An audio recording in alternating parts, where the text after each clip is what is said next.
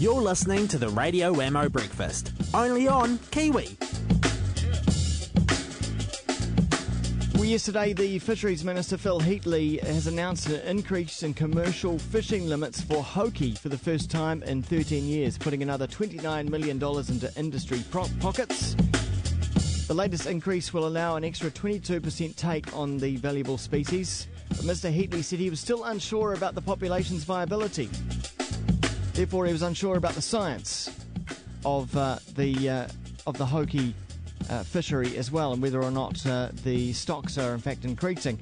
This on the back of an article that appeared in the New York Times earlier on this month, which talked about the New Zealand Hoki fishery and the fact that we've been saying it's sustainable for many years, but in fact the science is very unclear on whether or not it is sustainable. To talk with us more about this is the co-leader of the Greens, Russel Norman, joining us this morning. Good morning, Russell.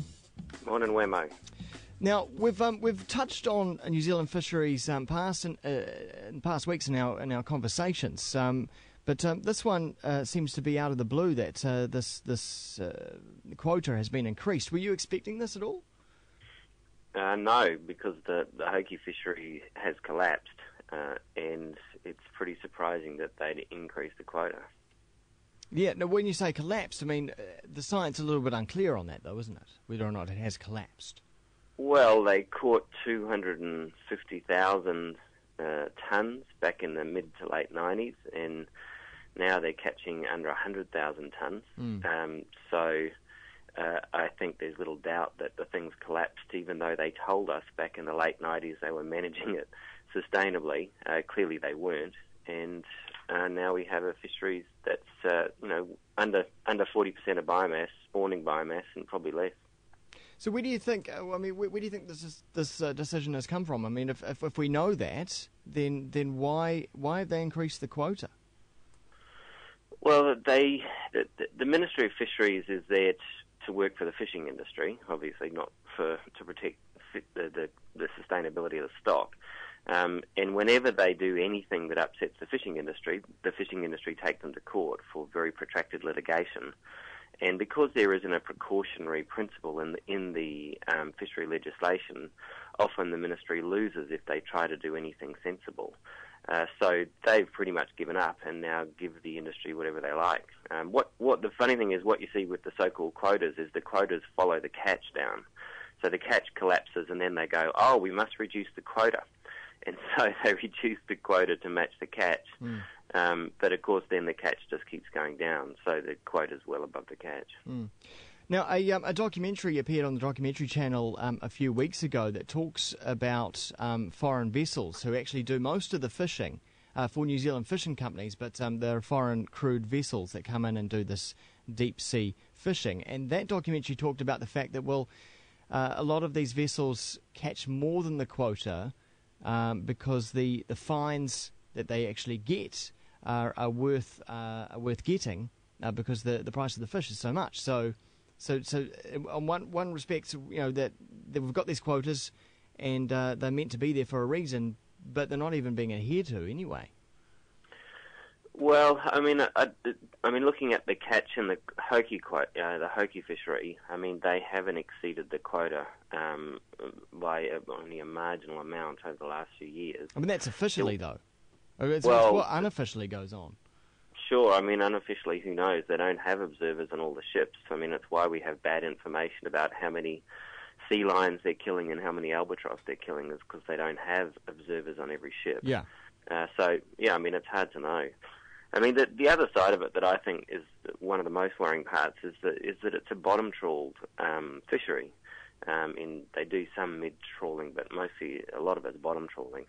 And like on the Chatham Rise, over the last 10 years or so, they've done about 120,000 bottom trawls, which is when they get a great big net, a weighted net, they drop it down to the bottom of the ocean and drag it along the bottom and smash up all the coral and all the flora that lives on the bottom of the ocean, which is, of course, where the fish live, so they can catch the fish. And now they've done that 128,000 times just on the Chatham Rise, and they are smashing up the environment that actually supports fisheries. And so, I just think bottom trawling is completely unsustainable. Mm. It's like trying to catch birds by having it smashing down a forest. It's like, we want to catch some pigeons, so let's take a giant net and smash down a forest. It's a completely unsustainable way to fish, and we're still doing it. New Zealand's one of the worst offenders in the world. Now, the article in the New York Times earlier on this month was centred around McDonald's in North America, and the fact that the chances are if you are chomping into a fillet of fish in North America, it's probably New Zealand Hoki. Mm. Have you heard that as well? Yeah, because they got Marine Stewardship Council approval a number of years ago, and then it got renewed not so long ago against the opposition from Worldwide Fund for Nature and the New Zealand Royal Forest and Bird Protection Society, because they know that it's totally unsustainable. But because it got this so-called environmental tick, McDonald's have been using it.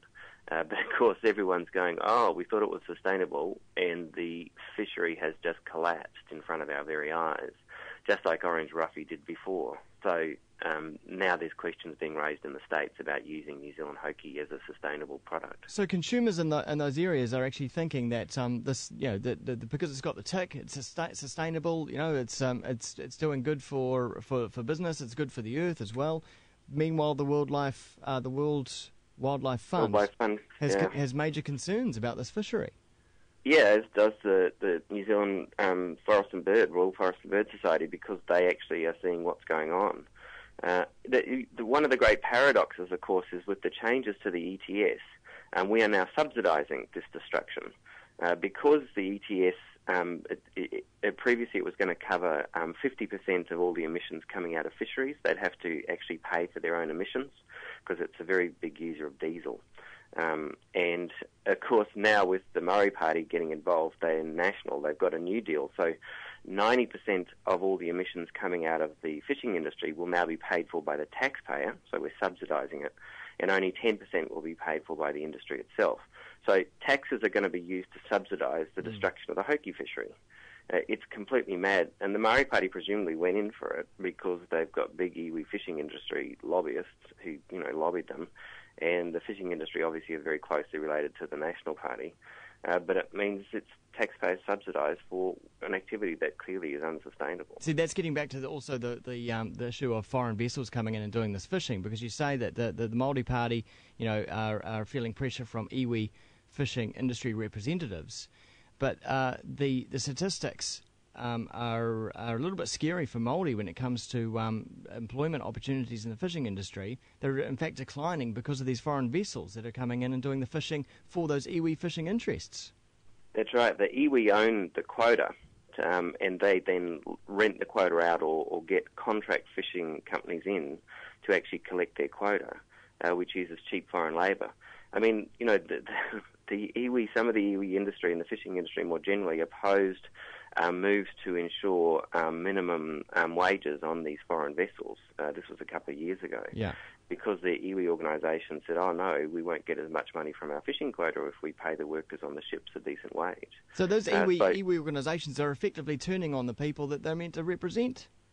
Well, from their point of view, they've got this big asset, the quota, and they're trying to get a return on the asset to the owners, which are the people who, the different members of the iwi.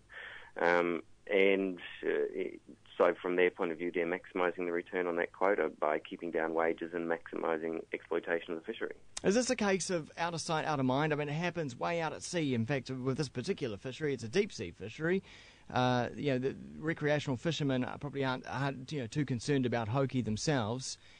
So if this was happening in forests, if this was a wild animal that was running around our forests, we might be a little bit more concerned about this. Yeah, I think that's true. I think one of the things that we're still getting our heads around is the oceans, are the oceans and the marine environment. Because New Zealand's, exclusive economic zone is just enormous, much bigger than the terrestrial landmass. We are responsible for looking after a huge part of the ocean and the seabed that goes with it, and there's massive destruction going on out there with bottom trawling in particular and over-exploitation of fisheries, but most people aren't that aware of it. And like you say, with Hoki, it's not a recreational fishery.